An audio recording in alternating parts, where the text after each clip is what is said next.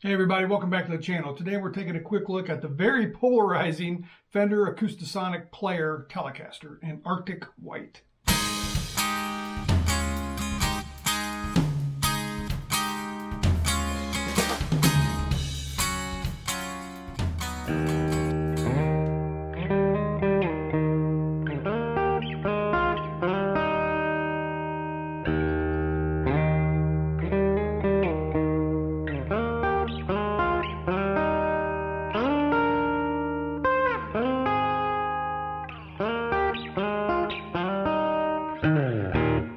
So like I said, this is a very polarizing instrument. It seems like people either love them or hate them. I kind of get it. I initially thought they were kind of dumb, especially at, the normal retail price of, $2,000 for the American one. And this one, the made in Mexico one that I have here, normal retail is like around $1,200. But I got this for $499 from Franklin Guitar Works, and at that price, I dig it.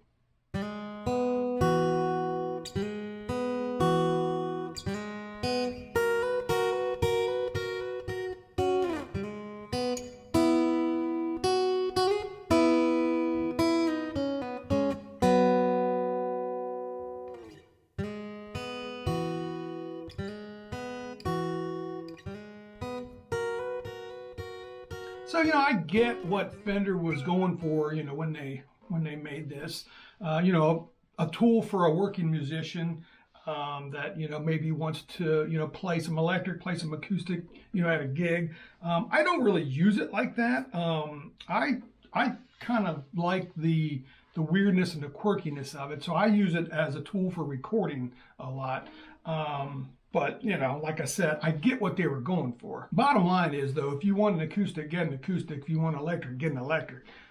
Don't get this thinking you can replace, your acoustics and your electrics, because I think you're going to be disappointed. But if you use this, either for what it was really designed for, or like I do, to get some, textures for recording, or, as like a secondary, sometimes, third guitar, kind of a little bit lower in the mix, using some of the quirky sounds, I find I'm using it quite a bit for that.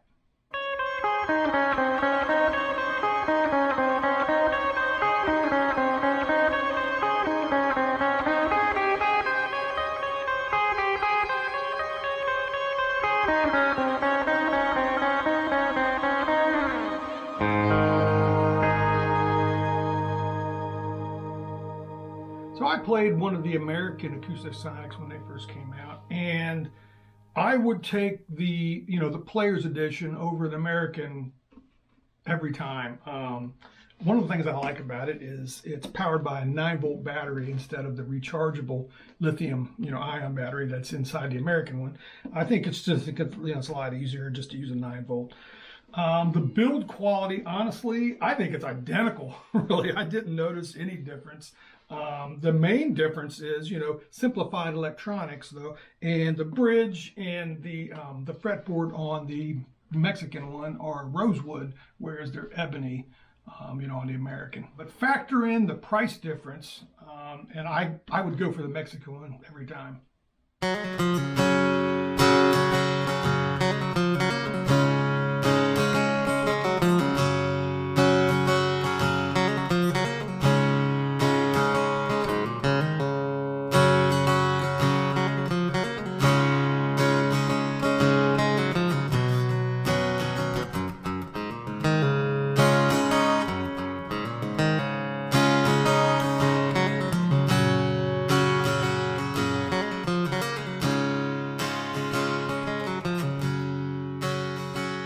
So the body is mahogany.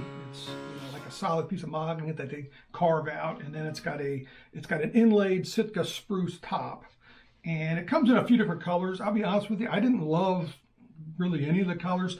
I went with the Arctic White, but I changed it up with the black hardware. I put black hardware on it and black locking tuners just to kind of change it up a little bit.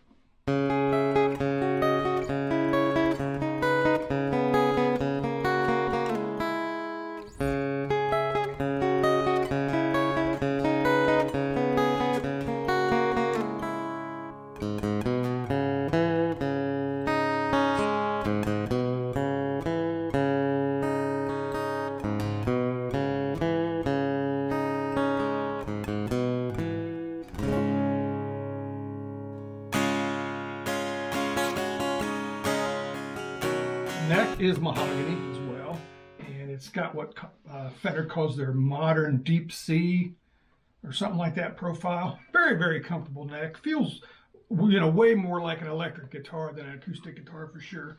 And like I said, it's got a rosewood fretboard. The frets are fairly medium in size, but they're all level, and the fretwork on it is really, really nice. The ends are all nice and smooth.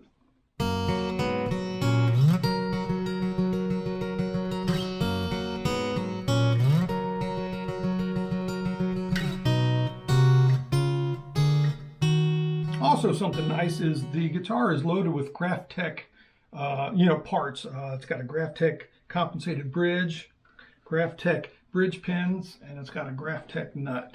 And the nut work on it was really nice. And it's nice to see quality parts, even on the Mexican one.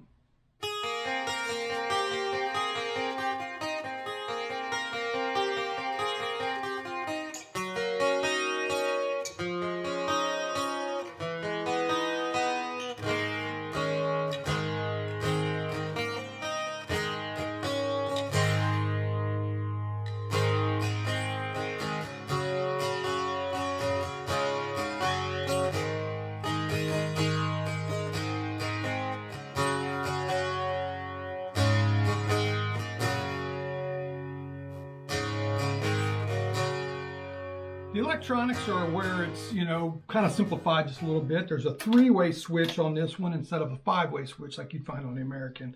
And it's got a master volume, and then it's got the voice blend knob here.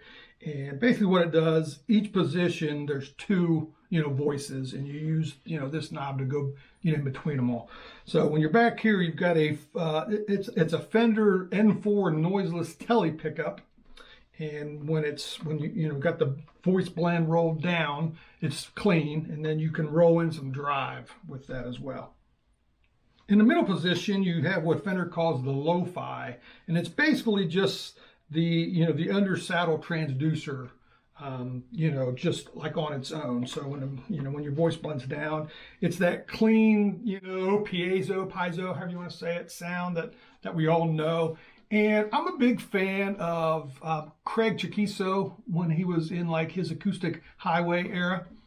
And I'm a big fan of Monty Montgomery also. And that voice really kind of reminds me of their tones from back in the day. And so I might be in the minority, but I kind of dig that.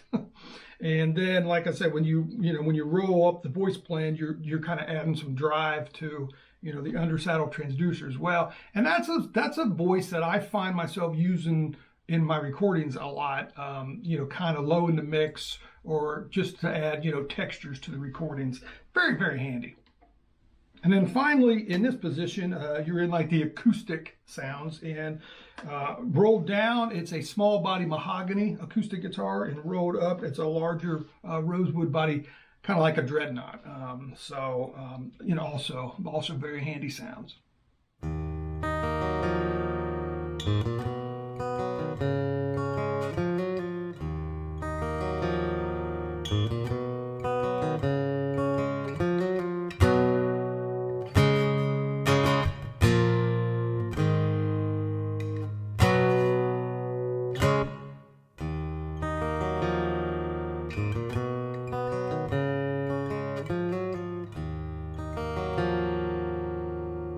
And like I said, all that is powered by a 9-volt battery here in the back. Nice and easy to get to and replace when you need to. One really great thing about these is the weight. Mine weighs less than 5 pounds. It is super, super lightweight, very, very comfortable guitar. I find myself, often just grabbing this one to play on the couch. It's just really, really comfortable.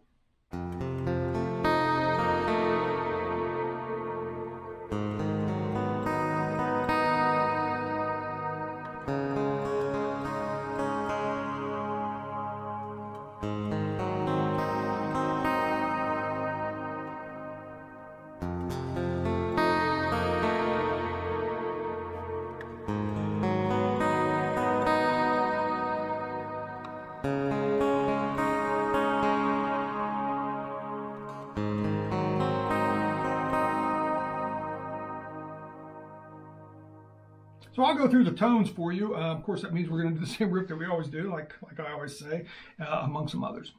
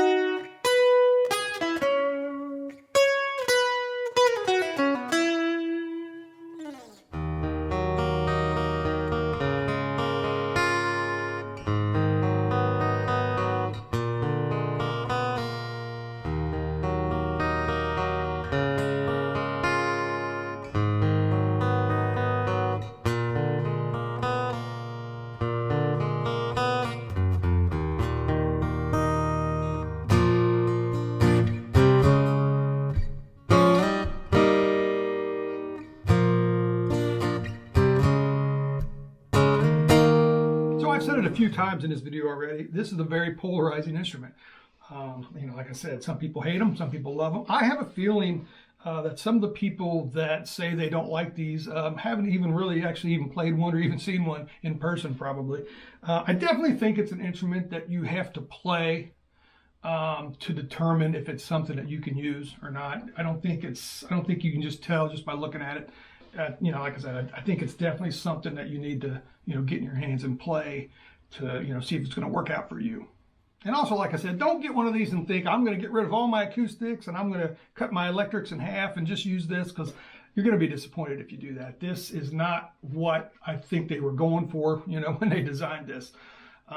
But if you want to use it the way that it's designed, or use it the way that I do, in the studio as an extra tool, I think you'll find that you'll like it. Now, only you will know if one of these will work for you or not. I would not get one of these, either this one or the American made one, at the regular price. But like I said, I got this through Franklin Guitar Works on their Reverb, shop, and it was only $4.99. They only have the butterscotch and the white though. I probably would have, I mean, if I had my choice, if they had all of them, I would have either got the black or, the sunburst one probably. But like I said, I did like the white, the Arctic white more than the butterscotch. But, like I said, at the price that you can get one of these for from Franklin Guitar Works, and I'm not affiliated with them at all. It's just I saw it on there and I thought, boy, that's a really good deal. So that's why I got it. But I want to thank you guys for checking it out with me. We'll see you next time.